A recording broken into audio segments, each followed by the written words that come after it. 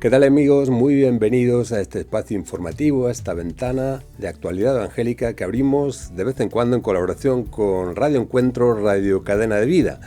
Y lo hacemos para acercarnos a personas o a realidades dentro del movimiento evangélico aquí en nuestro país, que nos parecen interesantes dar a conocer. Y en este caso hoy tenemos en nuestros estudios a Miguel Palacios Carbonell. Es pastor evangélico gitano, responsable de una iglesia evangélica Filadelfia en Madrid. También es profesor de EBEF, una escuela bíblica de la iglesia Filadelfia, y conferenciante que ha dado conferencias sobre el holocausto gitano en distintos foros. Con él queremos recorrer la historia de los gitanos evangélicos españoles desde sus orígenes a mediados del siglo pasado hasta su consolidación como una de las familias evangélicas más relevantes de nuestro país. También hablaremos de su aportación al desarrollo cultural y espiritual del pueblo gitano, de su proyección internacional y de una realidad que sigue interpelándonos: la persistencia de estereotipos, estigmas y prejuicios.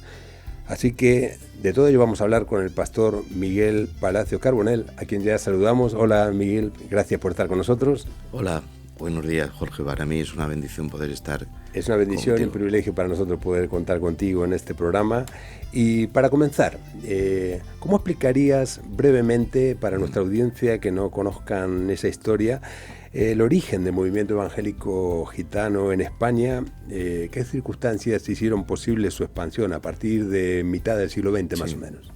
Bueno, pues fue porque gracias al pastor Clement Le Cossec de Vielle-Lumière, que es una denominación de Francia, recibió el llamado de predicar a los gitanos, y el pastor Clement Le Cossec pues estuvo predicando en Francia, campamento por campamento, carromato por carromato, y algunos gitanos de España, Emiliano, el marido, Lari, Castro y otros hermanos, pues eran momentos muy precarios, económicos, y fueron allí a la vendimia. A la vendimia francesa. A la vendimia francesa, exactamente, Jorge. Y allí es donde escucharon el Evangelio, fue como un Pentecostés del siglo XX, y terminado allí que recibieron ese impacto tan grande en su conversión personal a Cristo, bajaron y pues se repartieron por España de boca a boca, puerta a puerta, casa por casa, barrio por barrio, y sería una historia muy larga, pero no da tiempo. Y fue como el Evangelio empezó a desarrollarse en medio de la población gitana. Eran los tiempos del franquismo, no era fácil también predicar, los primeros predicadores ancianos de nuestra obra, y pues tenían que sufrir, y si había racismo, y lo hay ahora menos, en aquel tiempo mucho más, y también se enfrentaban a ser gitanos y a ser protestantes. Estaba el catolicismo, con todos los respetos, el cura del pueblo, la gente del pueblo, que todo eso le sonaba a chino, ¿no? Sí, además, como lo has señalado bien, ya tenías un doble estigma. Por un lado, el estigma de ser gitano, que ya en aquella época era muy difícil la convivencia y había muchos episodios de racismo y de exclusión, pero encima era el estigma de ser protestantes, evangélicos, porque eso ya también, hasta los evangélicos que no eran gitanos sufrían en esa época restricciones de todo tipo, prejuicios que pesaban sobre ellos y demás, ¿no? Así que por partida doble estabais señalados en esta sociedad. Era, ¿no? En aquel tiempo. Muy difícil el poder predicar el Evangelio en aquel tiempo, por ese mismo motivo que estamos señalando, que ya también los evangélicos protestantes, no gitanos, en aquel tiempo era difícil. Pues imagínate encima un gitano que va por un pueblo, o por una aldea, por un barrio, predicando el Evangelio, la gente, claro, pues un gitano, y además que está hablando en contra de las imágenes, de las liturgias y de todas estas cosas, pues era una doble persecución. Ellos sufrieron mucho, pero eran incansables. Eran incansables, ¿no? Hay algunos libros y textos que cuentan la historia del pastor Emiliano y otros de sus contemporáneos, que has mencionado algunos, que hicieron un trabajo valiente y tremendo. ¿Y cómo explicarías ese fenómeno? Porque no deja de ser llamativo la forma en que buena parte del pueblo evangélico gitano abrazó la fe evangélica, abrazó la fe que se le estaba predicando de forma tan audaz, tan valiente, en ese contexto tan difícil. ¿Cuál es que, si hay algunas claves que pudieran explicar de alguna manera ese fenómeno? Lo único explicable fue el impacto, ¿no?, de la palabra de Dios y del Espíritu Santo, que llevó a esos hombres, prácticamente a andarse hasta Tomás Borja, que es el presidente nuestro, conocido como el Pelón, y otros más, que no quiero que se quede ninguno. Una lista larga, ¿no? Una lista larguísima. Con una bicicleta se hacían 30 kilómetros, teniendo peligro de la policía en aquel tiempo, pero era más fuerte la pasión y el fuego que la palabra de Dios en sus vidas personales, de compartir el amor de Dios, la redención de nuestro Señor Jesucristo, y puerta por puerta, a las familias y a las que no eran familias, pueblo por pueblo.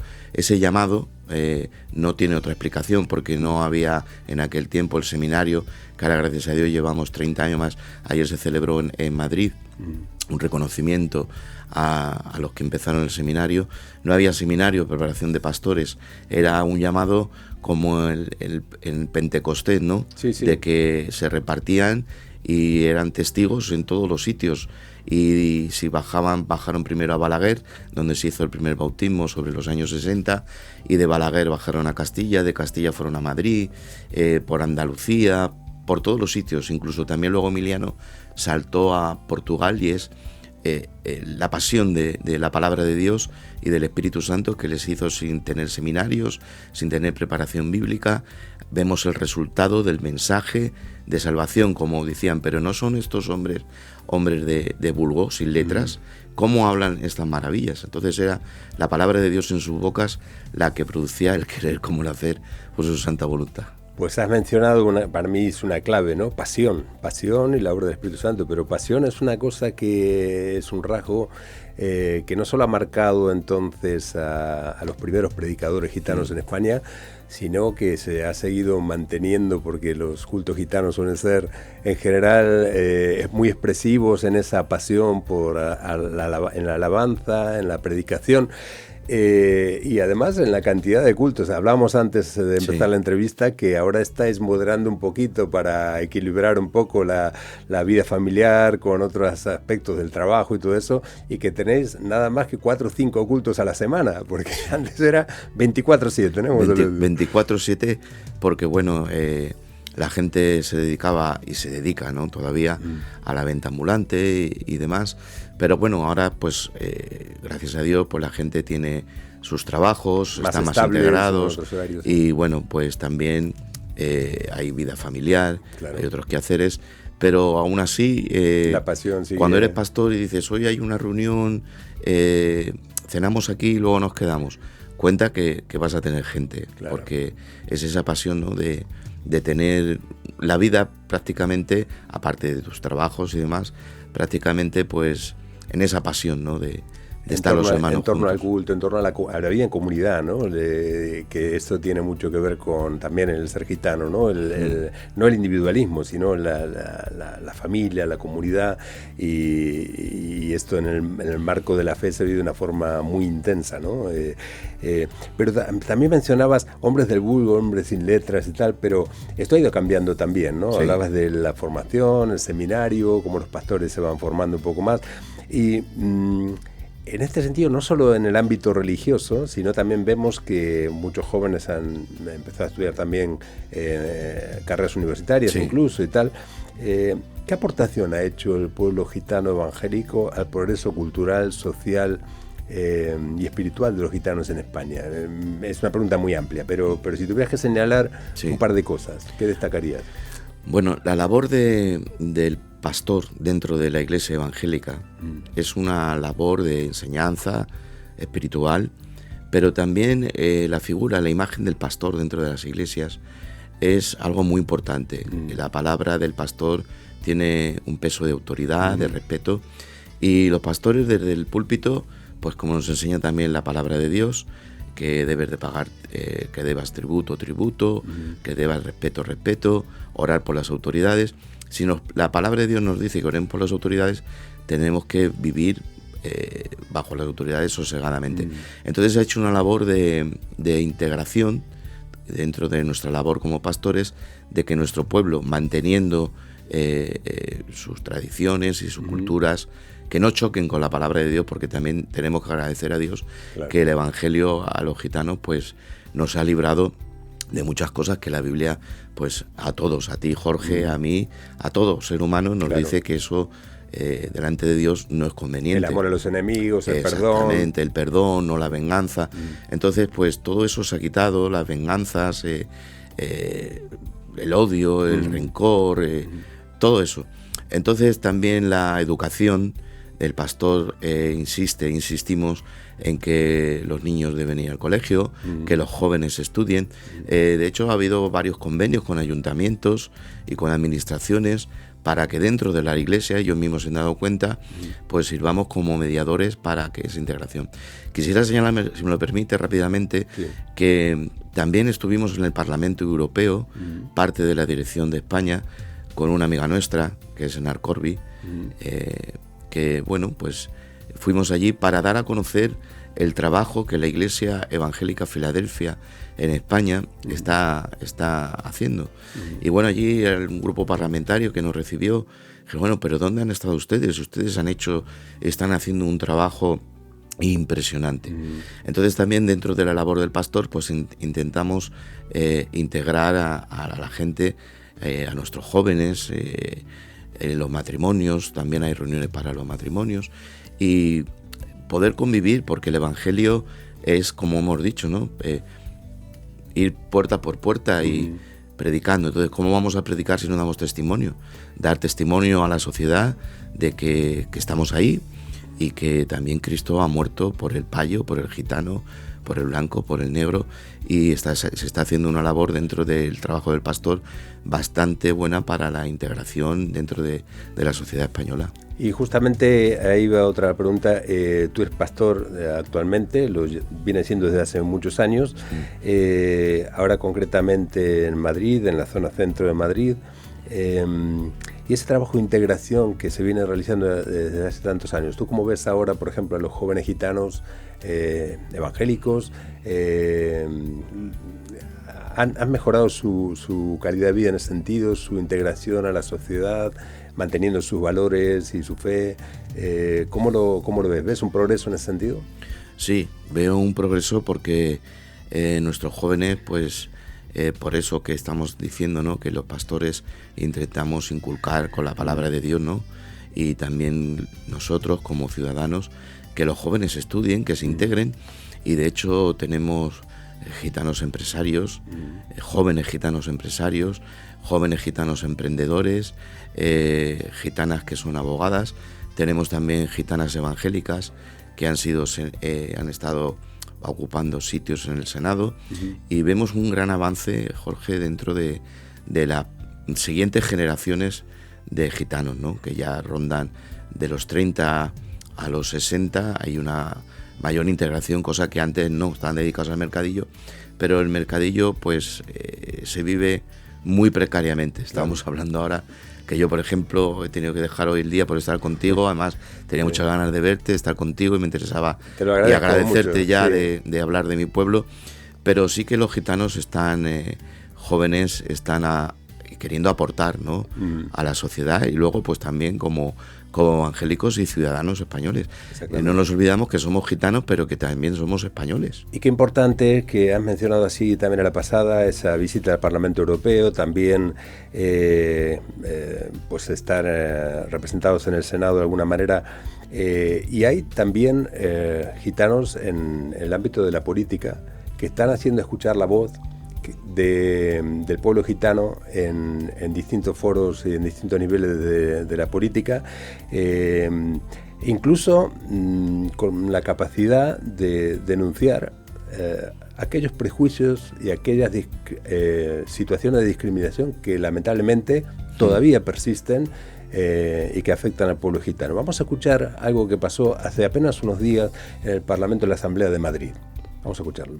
Señores consejeros, señores diputados, imagínense que esta noche, al salir del Pleno, fallece su madre, que fallece su hijo.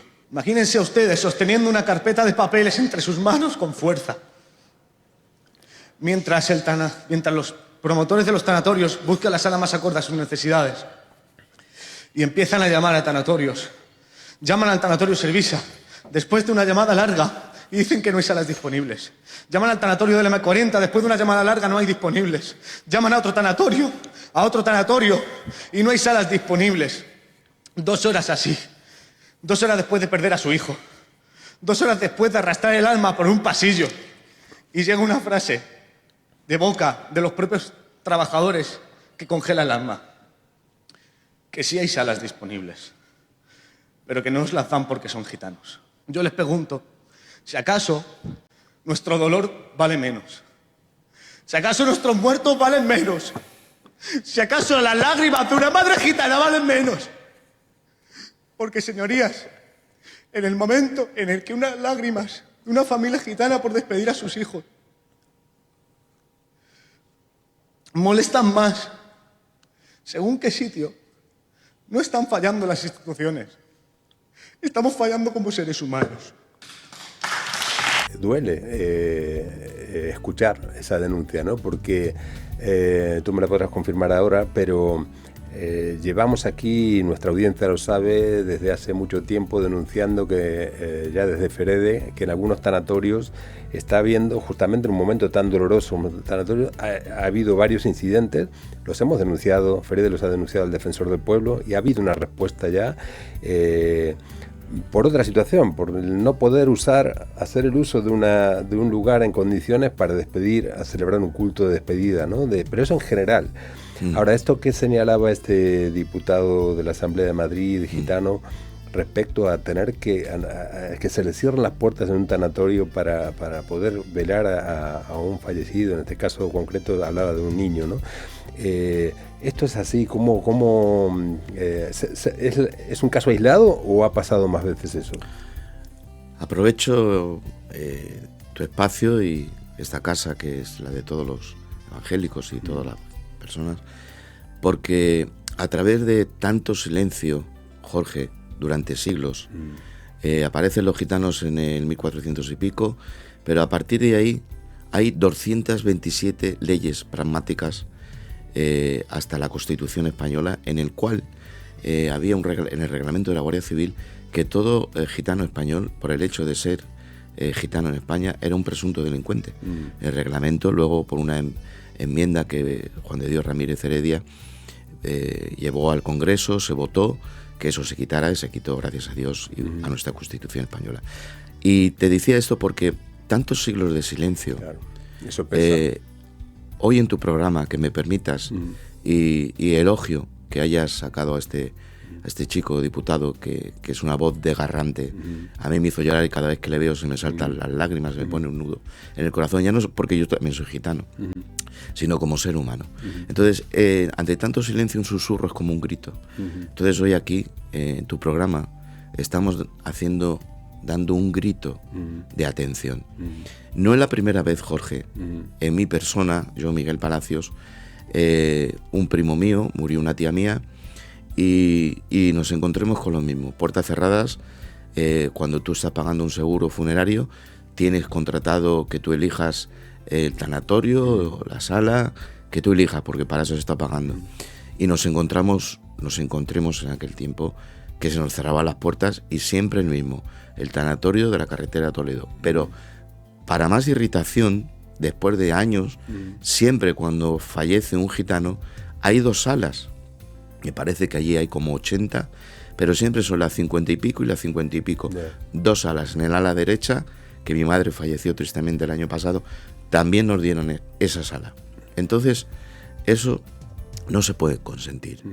En el siglo XXI hay brotes de racismo en todos los países, pero eso ya ha estado denunciado. Un periodista se hizo eco del fallecimiento de mi tía y publicó en su periódico o en su revista, y mi primo puso una denuncia. O sea, Segurisa, creo que se llama así la empresa si no me equivoco, ya tiene varias denuncias. Y dentro de los gitanos todavía sufrimos estereotipos. Cuando yo marché a estudiar la Shoah en Israel, en el Museo del Holocausto en Yad Vashem, iban personas docentes Y bueno, pues en un descanso de la clase, rápidamente te lo cuento, salían los estereotipos, ¿no? Algunos son ciertos, ¿vale? También el gitano, pues como te estoy diciendo, estamos luchando mucho por integrarnos y lo estamos viendo que lo estamos consiguiendo, ¿vale? Y bueno, después de que me hacían las preguntas de estereotipo en ese descanso de clase en el pasillo, después de 8 días hablando contra el racismo y la xenofobia de los nazis contra el pueblo judío, una profesora de instituto me salta y me dice, ¿sabes lo que te digo? Que todos los gitanos sois unos parásitos. Entonces, anteriormente en el hall del hotel que nos presentaron iban docentes porque se tenía por ley que el ministerio quería que se enseñara la SOA, los colegios. Bueno, pues ya solamente en el hall presentándonos había también otros 40, todos maravillosos, nos hicimos amigos, de ahí me abrieron las puertas para ir a la Universidad de Valencia, que eran catedráticos que estaban ahí, geniales la mayoría. Pero esta señora tenía un problema, y ya en la salutación dijo, uy, qué curioso, un gitano que estudie. Yeah. Y si esa señora está enseñando en un instituto, ¿qué le pueden enseñar? Yeah. Si luego tenemos también, por ejemplo, en el diccionario de la Real Academia Española, que hemos alzado muchas veces la voz para que se cambie el término coloquial que pone en el diccionario de la Real Academia Española, término coloquial para gitano, el que roba u obra con engaño. Yeah. Si tu nieta y mi nieta van a la misma clase y tu nieta como no gitana lee que en el diccionario, la clase de lengua, dice el diccionario de la Real Academia de la Lengua Española que gitano es el que roba u obra con engaño, ya se empiezan a sembrar ahí semillas. Claro. Si en la literatura, todos mis respetos al gran Miguel de Cervantes, en su obra Gitanilla, dice textualmente, gitano es una persona que nace como ladrón, vive como ladrón y muere como ladrón. Yeah. Si un término coloquial, que me invitas a merendar, vente que mi mujer te ha hecho café y un brazo de gitano. Ya sí. Para un pastel está el brazo de gitano. Bueno, sí. Es un término coloquial. Y la Real Academia escribió a las protestas gitanas de ese término coloquial que aparece. Bueno, es el término coloquial. Entonces, oiga, están ustedes peor diciendo que ustedes no son los racistas, que es la gente, ¿no? La gente del pueblo, ¿no? Pero desde luego hay mucho trabajo por hacer. Para erradicar prejuicios instalados en el inconsciente colectivo de una sociedad durante siglos. Evidentemente, el prejuicio, una vez que echa raíces, es muy difícil de erradicar. Pero eso no es ninguna excusa en los tiempos que vivimos, ¿no? Porque estamos avanzando. España presume de avanzar en un montón de ámbitos de la cultura, la sociedad, en derechos humanos, etcétera, y que todavía persistan este tipo de prejuicios. Yo no sé si además de concienciar, además de educar, no sé cómo llevan vuestros hijos, viven esta situación, ¿no? Porque me consta, por ejemplo, lo que ha pasado desgraciadamente en el sur de Francia con las minorías, segunda, tercera generación de hijos de musulmanes, ¿no? Que se han sentido víctimas de todo ese prejuicio. Los padres aguantaron, ¿no? Los hijos un poco menos, pero ya los nietos, que son franceses a todos los efectos, ese prejuicio ya les revela, no solo que les duele, sino que les revela, y ha habido episodios incluso de violencia, ¿no? A veces en los suburbios de París mismo, ¿no?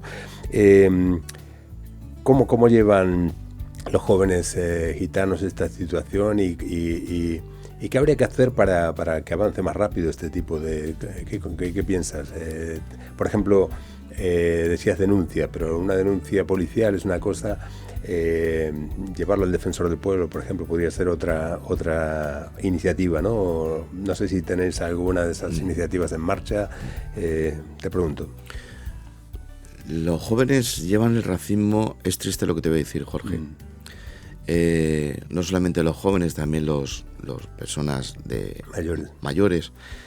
Es como algo intrínseco en tu ser de persona. No se lleva bien. Pero, por ejemplo, un chico gitano o una chica gitana que te hablaba, después de terminar su carrera, cualquier persona, tú tienes que demostrar tu valía para conservar tu puesto de trabajo que tienes aquí. Tienes que ver que tú eres un profesional, que eres competente y que estás dando la talla. Pero si encima, aparte, eres gitano, tienes que esforzarte doble. Es decir, dar a demostrar que tú eres un profesional, que has estudiado para eso y encima que eres gitano y tienes que demostrar, este gitano no sé si lo va a hacer, cómo va a llevar, cómo se va a comportar, cómo va a llevar el trabajo. Y si encima es mujer, no, ya no te digo nada. Y si es mujer, y si encima también es morenito o morenita, pues yo, por ejemplo, no tengo apariencia de gitano. Que también existe algo que se llama el gitano invisible. Y el gitano invisible es aquel que cuando entra ya en un puesto de trabajo no va diciendo que es gitano, y eso es muy triste. No vas a estar diciendo cuál es tu raza, ¿no? Pero tampoco tienes por qué ocultarla. Y hay gente que yo conozco que han tenido que permanecer como invisibles para no decir que, por ejemplo, Charles Chaplin, él era judío y era gitano, y hasta hace poco no se descubrió que realmente Chaplin era gitano, porque él quería de hacer su carrera y no iba diciendo por ahí por dónde iba. Obstáculo, claro. Que la gitana. Entonces, los jóvenes, cuando han tenido problemas en un establecimiento, pues han llamado a la policía. Y cuando, por ejemplo, como también evangélicos, ya no solamente los ruidos, porque estamos hablando antes de mi iglesia, me preguntabas, está insonorizada, tiene todos los permisos, pero mayormente que molesta un poco la presencia de gitanos a la entrada y a la salida. Unos metros más adelante de la Plaza de Cascorro está el Teatro Pavón, que como teatro pues sale la gente y entra. Y no pasa nada. Y en una discoteca, Soco, en la calle Toledo, pues de madrugada salen, entran y en altercados y no pasa nada. Pero por ser gitanos y ser evangélicos a la entrada y salida de la iglesia, pues sí hay gente que se queja o que denuncia ruidos o lo que sea. Entonces, ¿cómo se podía combatir? Pues con la información. No tenemos todavía un párrafo en ningún libro de texto. Se están poniendo en comunicación con el Ministerio de Educación para que haya un texto, ¿no?, que hable de la historia del pueblo gitano, de cómo somos. Entonces, conócenos, y después que nos conozcas, pues vas a ver que no todos los gitanos tienen esos estereotipos, y se generaliza que todo el gitano tiene ese estereotipo. No, todos los gitanos no tienen ese estereotipo, y lo que hace es pues que desde dentro de la policía, dentro de las administraciones, dentro de las universidades, como yo estoy dando conferencias, se conozca la historia triste del pueblo gitano, la realidad del pueblo gitano, y lo que estás haciendo hoy en tu programa, dar a conocer cómo somos, y conócenos para que luego tengas una opinión de nosotros. Miguel, pues tenemos que terminar y podríamos ir, yo encantado podría estar aquí una hora más hablando de toda esta situación, y creo que debemos hacerlo, quizá emplazarnos para más adelante volver a hablar de estos temas, porque me parece sumamente importante, y desde aquí, desde este modesto rincón de las ondas, podamos aportar para visibilizar, para que no haya ningún joven ni profesional gitano que tenga que invisibilizar su identidad como gitano, que al contrario, que pueda visibilizar que hay otra forma de ser gitano muy distinta a la que el estereotipo pues ha impuesto, ¿no? Pero quisiera darte la oportunidad de tener una última palabra, si tuvieras que dar un mensaje a la sociedad española sobre esta situación y sobre lo que es el presente y lo que esperas, sueñas para el futuro del pueblo gitano, ¿qué les dirías? Pues eso mismo que ahora ya terminaba en la otra intervención que he tenido, que nos conozcan, que nos conozcan y que nos dejen también dar a conocer. El pueblo judío pues dio a conocer, tenía universitarios, tenía una nación, había dinero, y han dado a conocer su historia. La historia del pueblo gitano también forma parte de España, pero los que escriben la historia son los historiadores. Gracias a Dios que ahora investigadores, científicos, están dando a conocer la historia, que los gitanos fueron a luchar a los tercios de Flandes, que los brazos de esclavos, tristemente gitanos, eran los que llevaban la Armada Invencible, que hubo un gran genocida antes que Hitler, que fue el Marqués de la Ensenada. Eso forma parte de la historia de España. Entonces, pues, terminando, que nos conozcan la sociedad española, que el pueblo gitano tiene mucho que aportar, ha aportado a la cultura, a la poesía. Lorca se inspiró en el pueblo gitano para escribir el romancero gitano, el flamenco, la música, parte de España, quieras o no, también es gitana, porque en los 600 años que los gitanos llevamos hemos aportado muchas cosas. También ha habido pues cosas ciertas, y nadie quiere para sus hijos ni para él mismo tener relación con gente mala, pero gente mala lo hay en todos los estratos. Antes salían las noticias, sobre todo los 70, desgraciadamente, por no justificar la delincuencia. Estos gitanos han atracado este banco, o estos gitanos han atracado esta gasolinera. Pero ahora estamos hablando, con mayor respeto, no quiero citar nombres porque no es el lugar, que desde lo más alto de España los delincuentes están siendo gente que hemos votado. Evidentemente. Miguel, gracias. Yo creo que también tu ejemplo, tu testimonio de vida, pues junto a tus palabras, son muy importantes para esta sociedad, para el ámbito de influencia en que te mueves, para que estés hoy con nosotros. Me admiro tu humildad. Has dejado tu puesto en el mercadillo para venir aquí, trabajando honradamente para sostener a tu familia. Y eres una persona culta que además realiza una labor pastoral, y además das conferencias por Europa, te entrevistas con parlamentarios, y sin embargo no dejas de ser un trabajador que se sostiene y gana el pan con su trabajo honrado allí en el mercadillo. Pues a mí me parece que esto tiene que conocerse, y te honra.